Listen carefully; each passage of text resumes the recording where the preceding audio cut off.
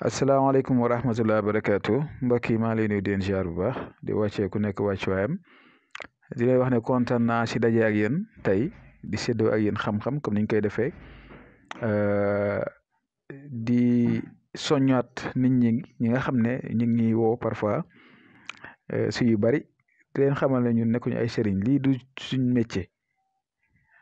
jot la rek boo xam ne dañoo ko am di ko séddoo ak yéen. soo gisee ñuy bàyyi si numéro fii ndaxte am na si ñoo xam ne dañ ñu koy wax wóolatuñ kenn ndax naxaate bi dafay bari te ñi may jokkoo ñu si bari xam nañ ne man daanaka mbir mi jotaluma si xaalis fekkee ñëw nga rek am noo ñëwee moom incha allah dinaa fexe nu may dimbalante ak yow ba sa aajo faju am ñoo xam ne dañuy jaaxle nga jàppale leen si côté xel dimbali leen bañ jot li nga xam ne mooy seen sàkkuteef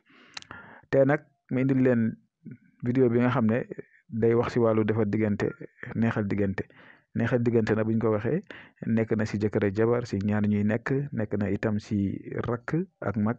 nekk na itam si ay am di jàmm wala si ay patron wala si ay xarit te message yooyu dañ koy jot lu bari moo tax tey incha allah ñu fas yéene indi leen lii ndax diggante yi ratax diggante yi neex ndaxte diggante bu rataxul bu neexul rek jàmm dafa am te jàmm si la lépp xaj moo tax ñuy góorgóorlu di leen koy indil. te fii ak ñett wala ñeent bu juróomi fan incha allah na teglante di leen koy jox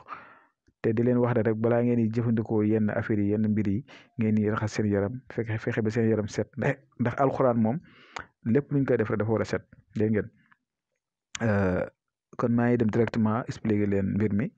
muy li ngeen gis nii seen écran bi moom ngeen di bind ni ngeen ko gisee ni ngeen koy bindee muy musalas bii di yaa say jëkk season bu ngeen ko bindee pare carré boobu ngeen gis seen digg bi. si ngeen bind yow yaay bind sa tur si kaw bind sa turu yaay bind ki nga bëgg turam si suuf ak turu yaayam dégg nga bu dee groupe la tam ngeen def ko noonu bu ko defee nga tëj ko après nga bind si ñett benn bi da nga koy takk foo xamee si ni ngelaw bi da koy ëpp beneen bi da nga koy ëw nga takk ko beneen bi da nga koy sëfu diis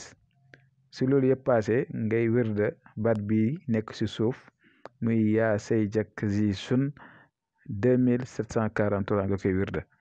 dégg nga loolu foog nga am jot nag di ko def 2743 nga def ko diiru 9 jours incha allahu taala boo ko defee di ngeen gis ay changement di ngeen gis daal ratax ak diggante bu neex si diggante boobu xam ne moom ngeen sàkku di ko kii diggante nag rataxol ko moom neexal ko jaamu yàlla la rek waxuñu da nga def ko pour noonu nit ki pour bëgg a am si moom nangam ba pare def ko am mbaam waxuñ loolu donc ku ko def tam bakkaar nga si am képp ku koy def daal da nga ko def si lu neex yàlla dafoo leen dina jàpp leen xam ngeen lu baax xam ngeen lu bon. dégg nga kon bu ñu fi joxee lii pour dimbale leen la waaye pour itam ngeen dimbale seen bopp waaw incha allah kon nag mbir maa ngi noonu fii la ñuy yem dinañ jox dig daje bu suba jaam incha allah asalaamaaleykum wa rahmatullah wa barakaatu.